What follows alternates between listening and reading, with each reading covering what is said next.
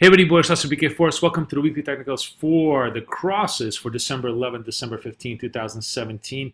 And I think the key phrase or the catchword for the crosses this week is stealth rally. What's fascinating about the crosses is there's some very low volatility moves that are just inexorably moving in one direction or the other. My initial trade that I like, which I've been talking about really this whole time, is the Kiwi CAD to the upside. This is the idea of relative strength.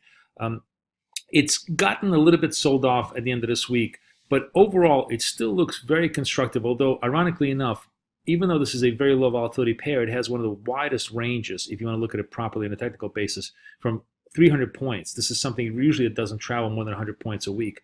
But the true support here is 86, and the true resistance is 89. Still looks to be mildly biased positive Kiwi. So on an intra-commodity currency basis, this one I think is kind of an interesting bias to the upside. The other bias to the upside, this assumes that the dollar-yen forecast comes through and that the Fed really presents a more bullish front, is Kiwi yen, which also has been in a very slow, stealthy move up since bottoming out about a week and a half ago. I'll show you the charts here. And here, 78 is the next resistance that looks very tempting to the upside if the Fed really gives a strong bullish signal to the dollar. And the last thing that's just been a surprisingly tight but very, very strong one-way move has been Euro Swiss. And I actually think in some ways this is perhaps the most interesting story this week, because if we do get positive murmurings out of the Fed, that should be certainly very positive dollar Swiss on a carry basis. Remember, Swissy is the most negative carry there is. So the differential between the dollar and the Swiss is only going to get wider. It's going to get even more expensive to hold Swiss francs.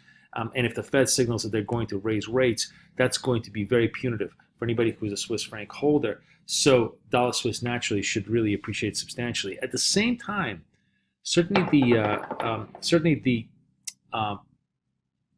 economic conditions in Europe are very, very positive. And that suggests that the ECB, if sooner rather than later, is going to have to begin tighten credit conditions. So whatever decline in the euro on a relative basis may not actually be there. So in some ways, a pro-dollar trade on a cross basis in an interesting, non-volatile way is the Euro Swiss as my favorite trade of the week. Let's take a look at the charts here, and we can start with the Euro Swiss first. And you can see how surprisingly strong this uptrend has been after we had this, the big burst out, the corrective phase. We've really just been rebuilding our strength from the 1400s all the way out to the 1600s, kind of holding the 16 to 118. This week is, it was a little bit of a mild sell-off on essentially euro flows, but next week I think if the Fed gives a positive impulse to the dollar, we could have a stronger move to the upside. The next one, that's going backwards, is Kiwi yen, which looks even more definitively.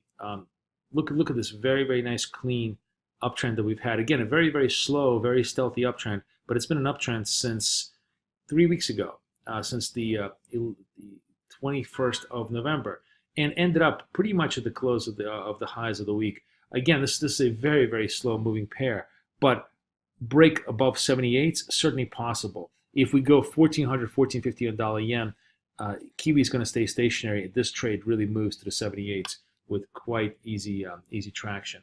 And then last but not least, the Kiwi CAD, which was a big sell just last week on uber bullish Canadian data, now becomes, I think, in many ways a support level and perhaps a turn trade.